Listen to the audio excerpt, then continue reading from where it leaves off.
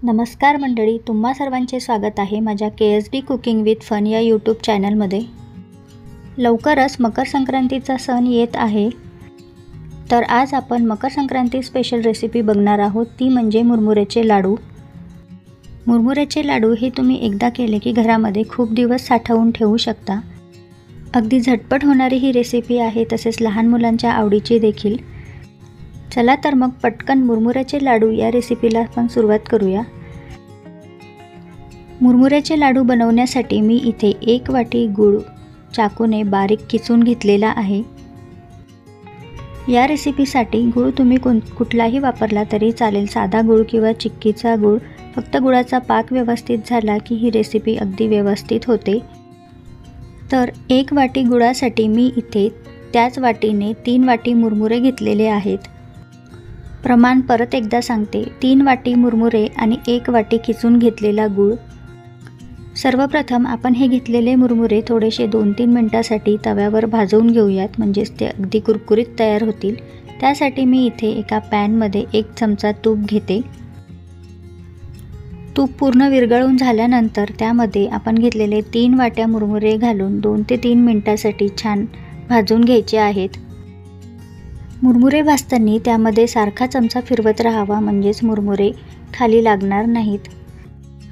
लाडू करण्याआधी जर मुरमुरे असे भाजून घेतले तर ते कुरकुरीत होतात आणि मग लाडू देखील छान होतात। खूप सोपी अशी रेसिपी आहे, अगदी झटपट तयार होते। घरामध्ये नेहमी करून ठेवली की मुलांना ऐन वेळेच्या भुकेला ही आपण देऊ शकतो। 2 ते 3 मिनिटं मुरमुरे छान कुरकुरीत भाजून झाल्यानंतर हे मुरमुरे मी एका प्लेटमध्ये काढून घेते। आता परत एकदा त्याच पॅनमध्ये 1 चमचा तूप टाकून आपण गुळाचा पाक तयार करून घेऊया। गुळाचा पाक करण्यासाठी गूळ जर तुम्ही चाकूने बारीक किसून घेतला तर हा गूळ पॅनमध्ये लवकर वितळतो। तूप विरघळल्यानंतर मी त्यामध्ये 1 वाटी किसून घेतलेला गूळ घेते। गुळाचा पाक तयार करताना गॅसची फ्लेम अगदी लो ठेवावी आणि लो फ्लेमवर अशा प्रकारे चमच्याने हा गूळ व्यवस्थित पॅनमध्ये मिक्स करावा। गूळ पॅनमध्ये टाकल्यानंतर त्यामध्ये सारखा चमचा फिरवत राहावा, म्हणजे सर्व गूळ एकाच वेळेस वितळून येतो आणि त्याचा पाक सारखा तयार होतो। गुळाचा पाक खूप लवकर तयार होतो, अगदी 1-2 मिनिटांमध्ये। हे बघा, हा गूळ पूर्णपणे वितळून झालेला आहे।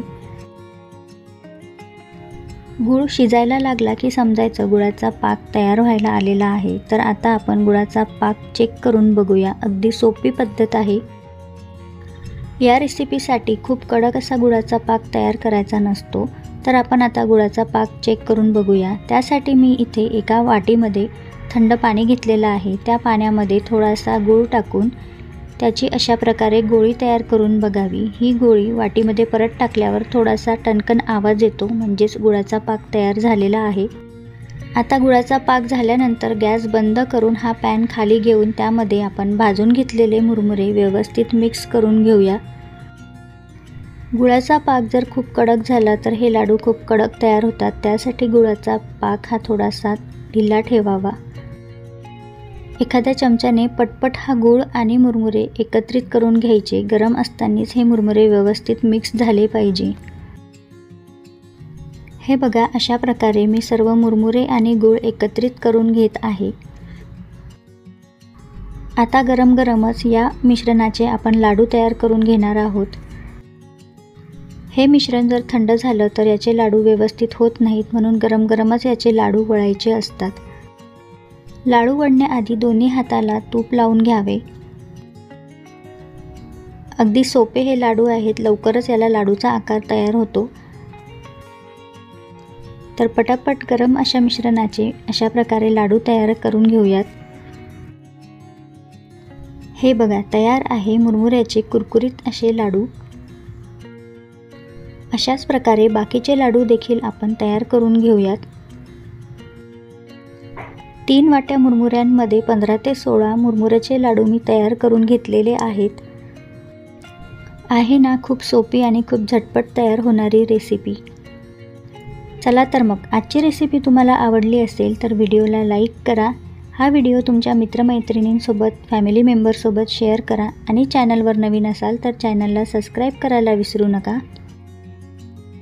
सबस्क्राईब करताना समोरील बेल आयकॉन देखील प्रेस करा. बेल आयकॉन प्रेस केल्यामुळे चॅनलवर येणाऱ्या नवीन रेसिपीचं नोटिफिकेशन तुम्हाला लगेच मिळेल. चला तर मग करताय ना येत्या मकर संक्रांतीला हे मुरमुऱ्याचे लाडू. आपण लवकरच भेटू अशाच एका नवीन रेसिपीसोबत.